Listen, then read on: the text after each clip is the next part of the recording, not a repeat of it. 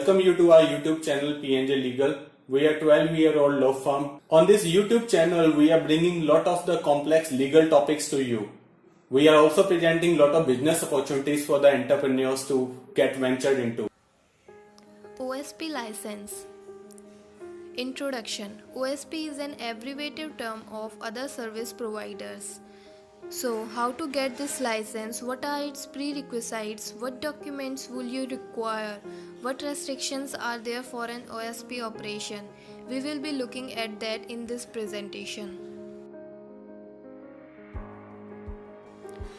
What is OSP? OSP refers to other service providers. Other service providers are providers of IT-enabled services or application services to be exact.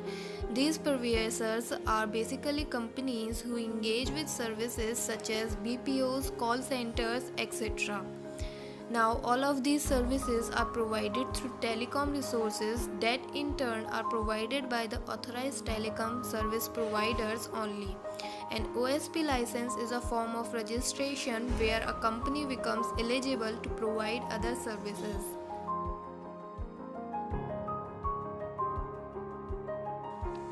Types of OSP providers. The factors that determine the type of OSP are the following. Number 1. The number of workers within an organization. 2. The network area to which this service is to be provided.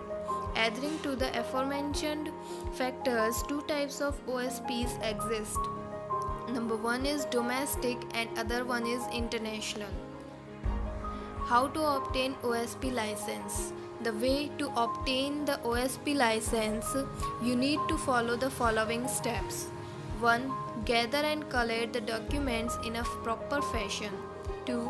Apply for OSP registration online or offline by attaching the required documents along with the fees associated.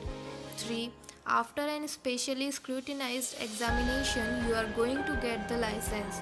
The entire process takes around 45 to 60 days.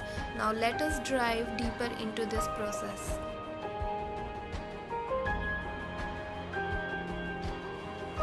Major prerequisite to start an OSP.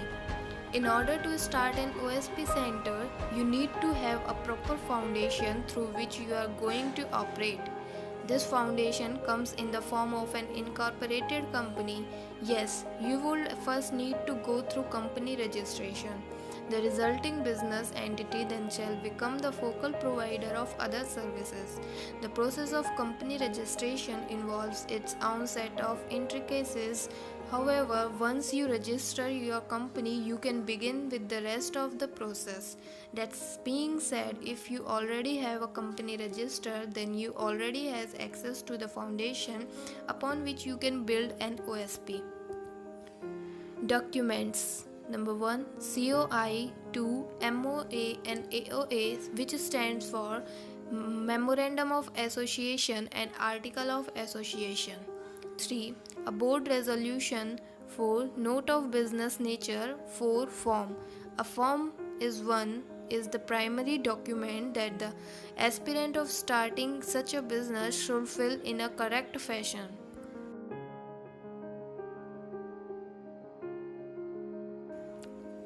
Documents. You will also need to provide information that entails the following: list of the company's directors and list of the company's shareholders.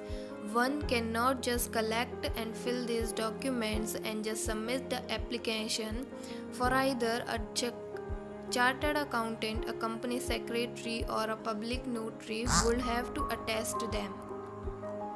OSP operation terms. Once you get the license, you can engage with the OSP operations right away.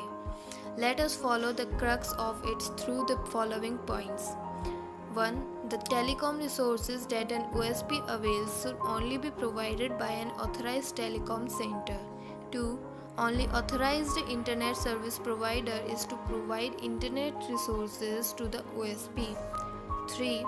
The telecom bandwidth that is granted to the OSP can be shared among other services within the same company. 4. OSP license is a location based license. Therefore, if you have two locations under the same company in which you are setting up an OSP, you will need two licenses. So, conclusion. So, obtaining an OSP license can be a nuanced affair, considering much of it depends upon the whims of the Department of Telecommunication. You should always be ready to assert yourself in order to get the license. That said, once you get this license, there is no stopping you from starting your own call center. Thank you.